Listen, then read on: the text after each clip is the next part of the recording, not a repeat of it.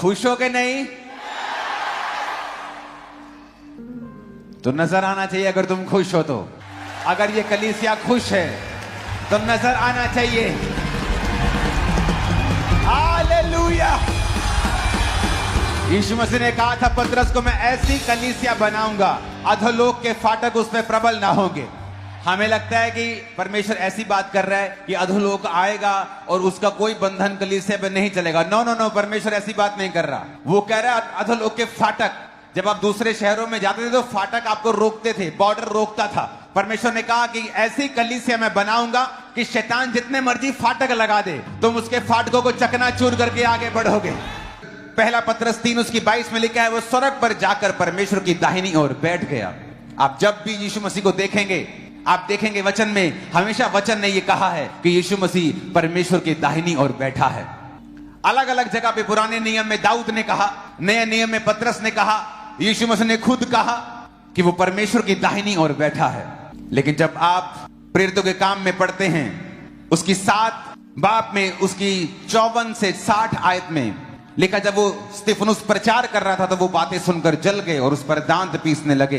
परंतु उसने पवित्र आत्मा से परिपूर्ण होकर स्वर्ग की ओर देखा और परमेश्वर की महिमा को और यीशु को परमेश्वर के दाहिनी ओर खड़ा हुआ देखकर कहा, मैं स्वर्ग को खुला हुआ और मनुष्य के पुत्र को परमेश्वर के दाहिनी ओर खड़ा हुआ देखता हूं। तब उन्होंने बड़े शब्द से चिल्लाकर कान बंद कर लिए और एक साथ उस पर झपटे। यहां पर वचन कहता है कि परमेश्वर को, यीशु मसीह को स्तिफनुस के द्वारा परमेश्वर के दाहिनी ओर खड़ा हुआ देखा गया, जो कि वचन कहता है कि वो बैठा हुआ था। हर जगह उसको बैठा हुआ दिखाया गया बाइबल में। लेकिन जब स्तिफनुस को पत्थरवाह किया जा रहा था और वो शहीदी प्राप्त करने को था, तो वचन कहता है कि वो परमेश्वर की दाहिनी ओर जब उसने देखा तो यीशु मसीह को खड़ा हुआ देखा। क्योंकि वचन ये भी कहता है कि यीशु मसीह मेरा और आपका वकील भी है, वो हमारा लॉयर भी है। जब वो आपकी लाइफ पर किसी मुसीबत को देखता है तो आपके केस को डिफेंड करने के लिए वो खड़ा होता है। आज मैं आपकी लाइफ के लिए यीशु मसीह को खड़ा हुआ देख रहा हूं, खड़ा हुआ मैं हल करता हुआ देख रहा हूं उसको, यीशु मसीह के सामर्थ्य नाम में। आप सोच रहे हैं कि आप एक आम व्यक्ति हैं, तो मैं आपको बताना चाहता हूं, स्तिफनुस कोई प्रेरित नहीं था, एक खाना बनाने वाला व्यक्ति था। चर्च में उसको खाना बनाने के लिए चुना गया था। पवित्र आत्मा से परिपूर्ण हुआ और उसने प्रचार किया। और बाइबल कहती जब उसको पत्थरवाह किया जा रहा था तो उसने कहा, परमेश्वर मेरी आत्मा को ग्रहण कर। हो सकता वो पौलुस की तरह कहता कि मैं मरने के लिए अभी तैयार नहीं हूं, मुझे प्रचार करना है, तो वो ना मरता। लेकिन उसने कहा, परमेश्वर मैं आने के लिए तैयार हूं। उसने परमेश्वर को दाहिनी ओर खड़े हुए देखा। तो मैं आपको बताना चाहता हूं, वो आपका वकील आपके लिए खड़ा रहता है हर वक्त। क्योंकि बाइबल में लिखा है परमेश्वर के घर में किसी का पक्षपात नहीं है। जब परमेश्वर ने स्तिफनुस के दिल को खुला हुआ देखा और स्तिफनुस को अपने नाम के लिए सताया हुआ देखा तो वो खड़ा हो गया। जब लोग आपको परमेश्वर के नाम के लिए सताएंगे तो याद रखना, जीसस आपके लिए बैठा नहीं है, वो खड़ा हुआ है आप लोगों के लिए स्पेशली। और आपकी लाइफ में वो बड़ा काम करने जा रहा है। मैं आपको फिर से प्रोफेसी कर रहा हूं, आप उस वकील को जो इस दुनिया का सबसे महंगा और सबसे कीमती लेकिन आपके लिए फ्री वकील है। सुप्रीम कोर्ट के किसी वकील को अच्छे को मिलना हो तो पहले दूसरे वकीलों को करना पड़ता है उनसे मिलने के लिए। 25-50 लाख रुपए एक हेयरिंग का खर्चा देना पड़ता है। वकीलों की वैल्यू समझ आ जाती है लोगों को सुप्रीम कोर्ट जाके। इमेजिन करो जीसस क्राइस्ट किस लेवल का वकील होगा, वो किस लेवल का सामर्थी परमेश्वर हमारा वकील होगा, जो आपके लिए अवेलेबल है और किसी चीज में नहीं है कि वो जीसस खुद खड़ा होकर आपको स्टैंडिंग ओवेशन दे। आप किसी जगह में जाते हैं, लोग आपको स्टैंडिंग ओवेशन देते हैं, कहते क्या काम किया है, लोग खड़े होकर आपका स्वागत करते हैं। जीसस स्वर्ग में खड़े होकर आपका स्वागत करेंगे जो उसके नाम के लिए दुख उठा रहे हैं, जब परमेश्वर के कामों को कर रहे हैं। मैंने कहा वो खड़ा होकर आपका स्वागत करेगा, वहां पे आपका स्टैंडिंग ओवेशन करेगा। आप आम व्यक्ति नहीं हैं, आप स्पेशल हैं जीसस की निगाहों में। आमीन ऊंचे वाला चाहिए चर्च। आप स्पेशल हैं, मैं आपको बता रहा हूं। स्तिफनुस ने कभी नहीं सोचा होगा कि एक खाना बनाने वाला व्यक्ति वो जीसस को खड़ा हुआ देखेगा, जबकि हर एक प्रॉफिट ने जीसस को बैठा हुआ देखा है। जीसस ने खुद कहा है कि तुम अब सर्वशक्तिमान को उसके दाहिनी ओर बैठा हुआ देखोगे, बादलों पे आता हुआ देखोगे। लेकिन जैसे स्तिफनुस का समय आया, जब आपके लाइफ में परीक्षाएं होती हैं, आपकी लाइफ में दुख होते हैं, परमेश्वर के नाम के कारण आपको सताया जाता है, तो याद रखें जीसस जो आपका लॉयर है वो आपके लिए खड़ा है। जीसस आपका वेलकम करने के लिए तैयार है। जो इमेजिनेशन वो हमारे लिए करता है, आप अपने बच्चों के लिए इमेजिन करते हैं, जब वो छोटे होते आप इमेजिन करते हैं ये बड़ा होकर पास्टर बनेगा, ये बड़ा होकर डॉक्टर बनेगा, इंजीनियर, जो भी आप इमेजिन करते हैं अपने बच्चों के लिए। मैं जब ये बड़ा होगा मैं इसे एक अच्छा व्यक्ति, अच्छी औरत के रूप में देखना चाहता हूं। अब इमेजिन करते हैं अपने बच्चों के लिए। वचन कहता है जो इमेजिनेशन परमेश्वर तुम्हारे लिए करता है, जो कल्पनाएं परमेश्वर तुम्हारे लिए करता है, वो तुम्हारी लाभ के लिए है, हानि के लिए नहीं।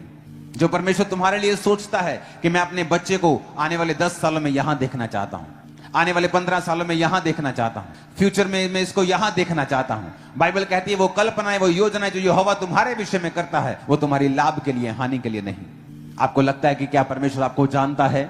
आप एक गरीब फैमिली से हैं, आप बहुत ही दुखी हैं, लेकिन बाइबल कहती है वो स्तिफनुस को जानता ही नहीं था, बल्कि उसके लिए खड़ा था। सर्वशक्तिमान परमेश्वर खुद अपनी सीट पर खड़ा था, बैठा नहीं था। वो बैठकर नहीं देख रहा था, वो खड़ा होकर देख रहा था।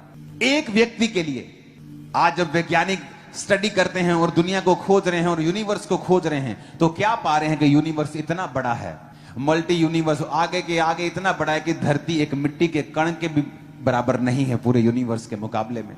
जिसने इतनी बड़ी दुनिया बनाई है, वो एक व्यक्ति के लिए अपनी सीट पे, अपने सिंहासन पे बैठा नहीं रहा, वो खड़ा रहा। वो बार बार आपको साबित करता है कि वो आपसे प्रेम करता है। उसको जान देने की जरूरत नहीं थी, वो शैतान को पनिश कर सकता था, लेकिन बाइबल कहती वो तुम्हारे लिए ही पृथ्वी पर आया कि तुम ना कहो कि परमेश्वर ने इंसान बनाकर बुरा किया। परमेश्वर क्या जाने इंसान की मुसीबतें, वो खुद इंसान बना।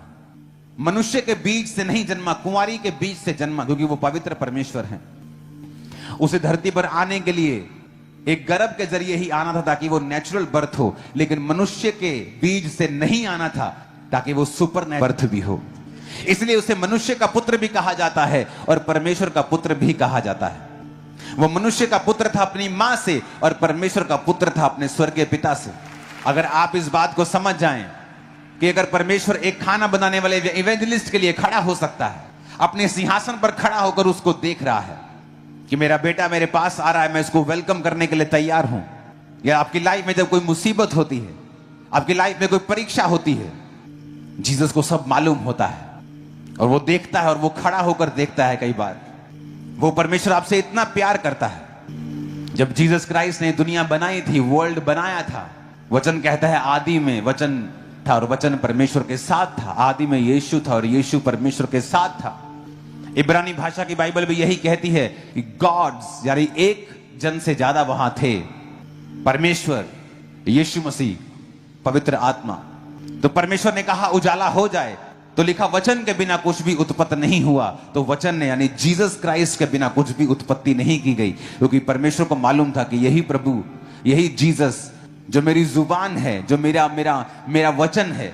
आदमी की बोलते ना एक ही जुबान होती, तो परमेश्वर की एक ही जुबान है जिसका नाम जीसस है, कि इस जुबान को मैं धरती पर देहधारी होकर भेजूंगा और ये मनुष्यों के लिए मारा जाएगा।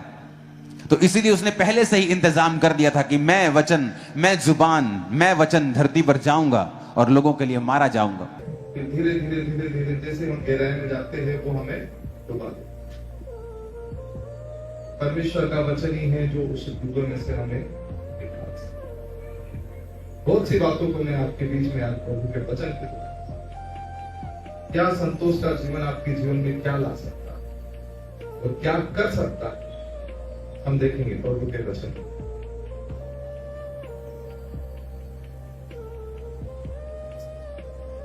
हम निकालेंगे दानियल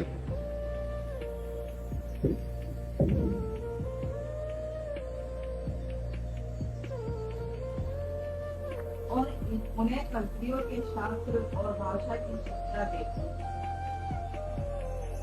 आपने पढ़ा सुना, मैं कुछ बात आपको कहना चाहूंगा कि जब नबूकदनेस्सर राजा ने यरूशलेम पर चढ़ाई की, उस नगर को घेर लिया, उसे ले लिया।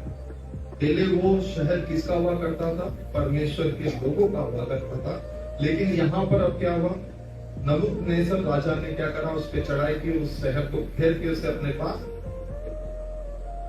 उस शहर, उस राज्य को लेने के बाद में जो परमेश्वर के संत, परमेश्वर के दास और परमेश्वर के सेवक थे, जिनको जिनको हम दानियल, जिनको हम शद्रक, मेशक और अबेदनगो के द्वारा हम जानते हैं, एक आज्ञा राजा ने दे दी और आज्ञा क्या थी कि मेरे राज मंदिर में हाजिर होने के लिए ऐसे प्रवीण लोगों को ढूंढो कि वो राज मंदिर में रह सके, जिसमें से एक नाम दानियल का। और परमेश्वर ने क्या आज्ञा दी, हम आगे पढ़ेंगे इसको, हम 7 नंबर पढ़ेंगे। फौजों के प्रधान ने उनके दूसरे नाम रखे, अर्थात दानियल का नाम उसने बेलशस्सर, दयान का शद्रक, मिशाएल के मेशक और अजर्याह का नाम अबेदनगो रखा। परमेश्वर ने उन पर अनुग्रह और दया की दृष्टि बनाए रखी और उनका नाम जो पहले था शद्रक और मेशक और अबेदनगो को चेंज करके ये नाम रखा गया। और राजा ने आज्ञा दी कि जो कुछ मैं खाता हूँ, जिस मेज में से मैं खाता हूँ, उस मेज में से उन संतों को खिलाया जाए। और ये परीक्षा अवधि कितने साल की थी? 3 साल। लिखा है परमेश्वर के वचन में कि 3 साल तक उन्हें खिलाना और पिलाना। और मैं चाहता हूँ कि जो कुछ वो अच्छे से अच्छा भोजन खा रहे, अच्छे से अच्छा भोजन पी रहे, जो भी राजा जिस मेज में से खाता उन्हें मिल रहा है, उसके द्वारा खाने से उनकी प्रवीणता बढ़े, उनकी बुद्धि बढ़े, उनका ज्ञान बढ़े, उनकी समझ बढ़े, ताकि वो मेरे राज मंदिर में क्या हो, हाजिर हो। और उसके द्वारा ये बातें जब कही गई तो फौजों के प्रधान ने अच्छे से अच्छे भोजन वस्तुओं की बातें संतों के बीच में रखी। लेकिन एक दानियल ऐसा व्यक्ति था जिसने उसके भोजन का क्या करा? इनकार किया। हम पढ़ेंगे 8 नंबर। परंतु दानियल ने अपने मन में ठान लिया कि वह राजा का भोजन खाकर और उसके पीने का दाखमधु पीकर अपवित्र न होए, इसलिए उसने फौजों के प्रधान से विनती की कि उसे अपवित्र न होना पड़े। जब फौजों के प्रधान ने इस बात को संतों के बीच में रखा, दानियल ने कहा कि मैं उस राजा के भोजन को खा करके अपवित्र नहीं होना चाहता, क्योंकि उसके खाने से जो परमेश्वर की उपस्थिति है वो मेरे पास से दूर हो सकती है, मेरा मन थक सकता है। उसने मना किया, उसने कहा मुझे सिर्फ साग और भात, दाल और रोटी, जिसको हम कहते हैं सिंपल, जिसको हम साधारण खाना बोलते हैं, मुझे बस वही था। और फौजे के प्रधान क्या कहते, हम राजा से डरते, हम तेरी इस आज्ञा को नहीं मान सकते। लेकिन वचन कहता है कि परमेश्वर ने फौजे के प्रधान के मन को नम्र और दीन किया, किसके प्रति? दानियल और उसके साथ में रहने वाले संतों के। और जो बात आज्ञा परमेश्वर ने दानियल के मन में रखी, दानियल कहता मुझे सिर्फ 10 दिन, 10 डेज, मुझे सिर्फ 10 दिन देना। और राजा ने कहा कि उन्हें 3 वर्ष देना। कि 10 दिन और 3 वर्ष में कितना अंतर है आप समझते हैं। और फौजों के प्रधान ने जब 10 दिन बाद सारे संतों के चेहरे को देखा, मेरे प्रियो वचन कहता है कि वो साग पात के जो खाने से दानियल और उसके संत के ऊपर जो चमक थी वो उनसे कहीं अधिक थी। जिन्हें मांस मिल रहा था, जिन्हें मदिरा मिल रही थी, जिन्हें बहुत अच्छे अच्छे भोजन, बहुत अच्छे अच्छे प्रोटीन मिल रहे थे, लेकिन दानियल संतोष के साथ जो उसे मिला उसी में उसने परमेश्वर की भक्ति की और उसने एक बड़ी कमाई परमेश्वर में पाई। बड़ी कमाई क्या थी? अगर यहीं पे वो उस राजा के भोजन को खा लेता तो अपने आप को अपवित्र करता, लेकिन उसने अपने आप को अपवित्र नहीं किया और उसने दर्शन पाया और उसने राजा को दर्शन में सब कुछ बताया। इसलिए बताया कि उसने संतोष के साथ उस जीवन को एक्सेप्ट किया जो परमेश्वर ने उसके अंदर किया। आज हम और आप बहुत से ऐसे लोग हैं जो अच्छे को देख करके भटक जाते हैं। आज प्रभु का वचन यही कहना चाह रहा है, हमें ये सोचना विचार करने की जरूरत है कि हम कहाँ पवित्र पाए जा रहे हैं और कहाँ हम अपवित्र हो रहे हैं। हालेलुया। कहाँ हम पवित्र हैं और कहाँ हम अपवित्र हो रहे हैं। जिस प्रकार दानियल परमेश्वर के साथ संगति करता था, परमेश्वर की भक्ति करता था, आज आप और मैं भी चुने गए कि हम परमेश्वर के साथ संगति करें और परमेश्वर के साथ भक्ति। और जो कुछ परमेश्वर ने हमें दिया है कि हम पवित्र बने रहे, उसमें हम संतोष हैं। संतोष के साथ भक्ति एक बड़ी कमाई। पहली बड़ी कमाई क्या थी? हम आगे देखेंगे। पहली परीक्षा क्या थी? शेरों की मांग थी, याद करो। आप क्या करते? मुक्ति के सामने तुमने इनकार कर ही दिया। इनकार करने से ही उनके जीवन में परीक्षा। यही पहली परीक्षा थी कि वो भोजन को देख के फिसले नहीं, राजपाट को देख करके उन्होंने अपने मन को परिवर्तित नहीं किया। आज हम क्या सोचते हैं, अरे तो परमेश्वर के द्वारा दिया है, जो कुछ अच्छा हमें दिखता है, अरे तो परमेश्वर के द्वारा दिया है।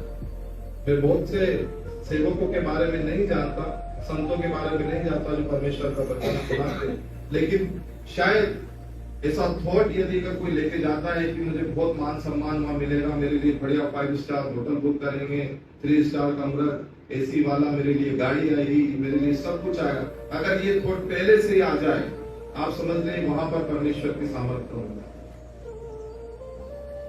जो कुछ परमेश्वर ने हमें संतोष के साथ दिया है, परमेश्वर को हम ग्रहण करते तो हम बड़ी कमाई करते हैं। वहां का परमेश्वर का सामर्थ का काम अलग होगा, परमेश्वर की अगुवाई का वचन अलग होगा, और अद्भुत चिन्ह और चमत्कार वहां पर होंगे। आज बहुत सी जगह क्यों मिरेकल नहीं हो पाते? सेवाएं तो बहुत सारी चल रही है, लेकिन परमेश्वर की उपस्थिति क्यों नहीं हो पा रही? क्योंकि थोट कहीं और जा रहा है। परमेश्वर का सोच नहीं आ रहा, लेकिन हमारा थोट पहले ही जा रहा है। हमारा जीवन लोभ है। अगर हम धन के पीछे भाग